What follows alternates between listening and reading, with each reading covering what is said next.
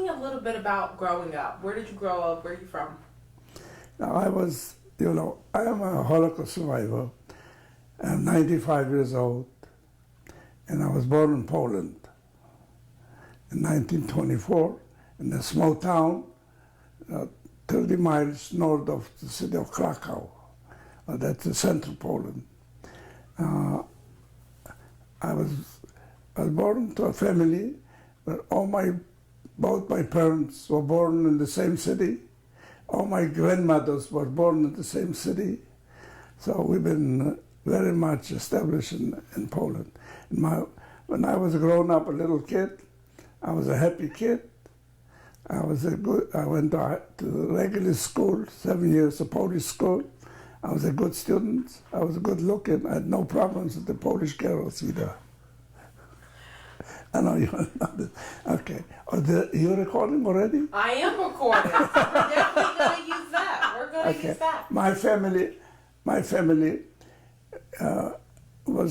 we were well-to-do, not very rich, but well-to-do. My father was in the lumber business, very spread business, progressive. He was progressive. My mother was more religious than my father, so it was a Jewish home. We didn't do business on Saturday. On Saturday, we went to a shul, the synagogue. After school, when I was a little kid, I was going to a Hebrew school. And then the last year before the war, I went to a Hebrew high school in the city of Krakow. So I was growing up a happy kid. My family was well-to-do. I had no problem with anti-Semitism, but there was a lot of it around this. So it was not personally, but generally. So there was a lot of problems in Poland with anti-Semitism, particularly from the church. So, when Easter was coming, I lived on the main street between the church and the cemetery. On Easter, we didn't walk out from the house because when they come out from the church, and they told that we were queuing Christ, so we stayed out that day. But normally, there was a lot of poor people, poor Jews, poor Poles, life was quiet. We didn't have television. And when did things change for you? Whatever changed. It changed to me actually. First of all, my change came over when I went first year to high school. So I have only 8th grade education before the war. But the last year before the war, I went to high school, and the event, what happened there, kind of changed a little bit my life, because what happened is that in October 1938, I just started school. There was the Germans expelled all the Polish Jews who lived in Germany. They expelled them. They just threw them over the city. So the first refugees came to my town, my city. They took away our dormitories in the school, and they gave it to the refugees. You know what happened after that. What happened is there's a young man named Grinspan. He lived in Paris. His parents was among the refugees, so he shoot a German attaché in the German government. So next day was the Kristallnacht, is the event. That was one event. The other event was that in the spring of 1939, the British government decided a white paper. What there was white paper is restriction that Jews could not go to Israel. Or that time was Palestine, that only they had 15,000 a year for 5 years, and Jews cannot buy land from the Arabs. So we had a lot of demonstrations too, so that's one of the events.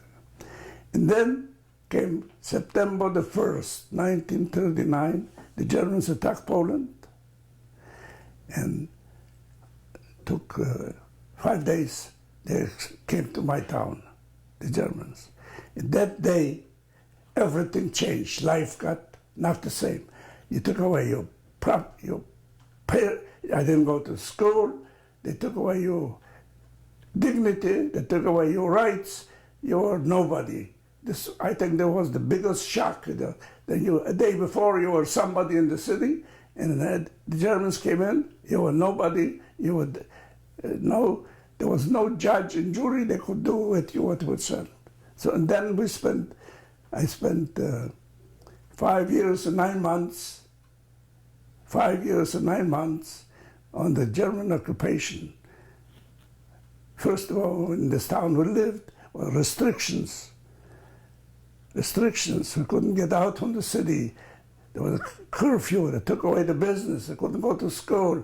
And then we had armbands, and then they have slave labor. Everybody 16 slave labor.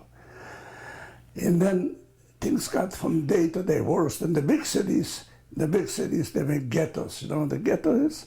Like the city of Lodz, they started out in 1940, February 1940.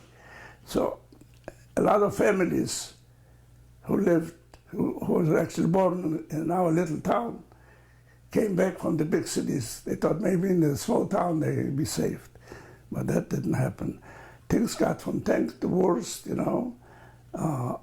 And then finally in 1941, when the Germans attacked the Soviet Union, things got worse. They actually, not in my town, but in eastern Poland, they executed over 1 million Jews by single bullets. That was what they call it, special commandos, Sonderkommandos, the Germans, you know. So these things got to be very bad. What was happening to you and your family during that time? Now, my family, so what happened is that in January 22nd, 1942, there was a conference in Germany, Wannsee conference, and they decided on a final solution for the Jews. So that year of 1942, they deported all the Jews from Poland to death camps, not to concentration camps, to death camps, most of this. So my time came up on July 1942. When time came up from the deportation, we knew that what's going to happen. So we went into hiding to a Polish friend in a barn, 7 people in a barn. But the worst part of it was probably what was one of the most emotional things in life. We had a grandmother, 92 years old. We couldn't take off to walk 6 kilometers. So we left the house. We knew what happened. Next day they killed her. So that was probably one of the biggest emotional stuff like that. The other thing, so we were in hiding in the barn. It was, now I can tell you this one thing because people always talk. This Polish friend of ours, he didn't do this for money. He didn't get any money for us hiding. He kept us there. But after 3 months, we decided, my parents decided that it was very bad. It was killing a lot of people outside. A lot of people ran away. So we smuggled ourselves into the ghetto Krakow. Yeah, we smuggled ourselves into ghetto Krakow. Why did we go to ghetto Krakow? Because we had an uncle who lived in the ghetto, so we had some communication. So we figured that we're not going to make it in that barn, so we smuggled into the ghetto. And what happened then? Okay, so in the ghetto we lived. I worked in the ghetto because there was a lot of troubles there, but I had all my family there. On March the 13th, 1943, they liquidated the ghetto, and I was among them, the working people. So I went to the first time to the Camp Płaszów. If you've seen it on Schindler's List, it was a suburb. So I went into the concentration camp Płaszów there, but they liquidated the ghetto. So what do you mean by liquidate? Liquidate, they mean they took everybody out from the ghetto, and some people were killed in the ghetto. There's no ghetto of this. Liquidate means cleaning up, nobody there, free. Yeah. So you ended up in a camp? Yeah, so I went to the camp to Płaszów. It was a suburb of Krakow. So there were you kind of imprisoned? Well, it's whatever you call it. It's a prison, worse than a prison. It's a concentration camp. But that was probably, I don't know if you've seen Schindler's List. I can tell you that that camp, we were not hungry yet. We were working, but we were not hungry. But we was frightened because the commander of the camp, Amnon Gett, German, he was shooting every day. If you see in the movie, from the balcony, he was shooting. So you didn't know what, you had to watch yourself. It was very frightened. Where was your family? My family was in Prussia too. They were, so you guys were together? Oh, you were... well, not together. In the camp, everyone was in a separate place in a different barrack because you were sleeping in the barracks according to the place you were working. What was going through your mind at the time? What was going through my mind? I had no mind at all. I was worried. Next morning, what's going to happen? That camp was so terrible because there was selection, selection. So you stand up in the morning on the AP-Platz, and first of all, they were counting every day. But one day they come up undressed, and a lot of people who were not fit today were sending away to die. So yeah, I can tell you how terrible that this is. I was standing next to a woman, and he pinched her cheeks to look better. So that was, and the other thing what that camp was bad is because that was the headquarters of the German government in Poland, in Krakow. So they brought in, they was executing people not only from our place but from the outside. They brought them and they shoot them there. So we had to watch all this kind of stuff. How did you cope with that? I mean, how did you survive that? How a lot of people would mentally just break down or maybe commit suicide or just how did you? I don't know with the suicide. They were dying without being suicide, because well, I don't know what the answer is. This the only one thing is that I always had hope. That's going to end up tomorrow, maybe the German. Now, at the end of 43, in 43, when I was, still in Prussia, 42, the Germans lost the war in Stalingrad. So we had a lot of hope. I was going to work to take care of unload German wounded soldiers. They came from the front in Krakow, so it was good work. I liked this, but was hope. I think hope. I never gave up. But that's only one camp. I've been to 3 or 4 more. Yeah. Were you separated from your family by then, and you didn't? No, by I think September 1943. When I came back from work, instead of going to my barrack, they put me in a stockade, and then they put you in a what? A stockade, separate, yeah. And my English, okay. So what happened is that next day they sent me away to one camp, Pyeongki, another place, and I didn't know this, but at the same time they sent my mother away to another camp. I didn't know about that until I found out after the war. And then in July 1944, they sent my brother and my father to another camp, to Mauthausen. So my brother died in Mauthausen. And my father, you see the picture there? He spent a whole year in an American hospital in Austria after they picked him up from the garbage and the Americans came to Austria. So I wasn't going to a place of Pyeongki with a camp, was the largest ammunition factory, you see. The German army couldn't exist without me working for them. See, the whole idea of surviving was because they took us out for slave labor. They needed, because they needed workers. So I can say it's the only reason that instead of going to a death camp, you went to a factory working. But the attrition was very hard. I can tell you that out of the of 3 million Jews, 75,000 of us Polish Jews survived camps. 75,000 Polish Jews survived. There are others survived, Hungarian and others, after the war. So then, what they tell you, then another, after, in 1944, I don't think so you're going to show this all on television tonight, but anyhow, whatever. In 1944, the Russian army started getting closer. So in the summer of 1944, they had half of Poland. They stopped at the Vistula, what they call it, the river, Polish river Vistula. My camp was 6 miles on the other side of the river. So I was working in an ammunition factory.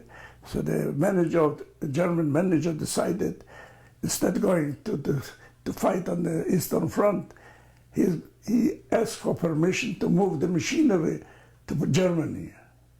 So he asked for permission to take 300 Jews to Germany to rebuild the factory. So I was among the 300 who went to Germany. So I wound up in a camp in Sachsenhausen. It's the biggest concentration camp. It's north of Berlin, suburb Berlin. It's one of them. And then I went to another little camp where the machinery was there. I had to rebuild the factory. But I tell you what, in Germany, in the end, the last 8 months, the biggest trouble was hunger. What did it feel like to be helping people that were hurting your people? Well, you know, somebody asked me another question. The reason I survived, I felt superior about that German who was killing me.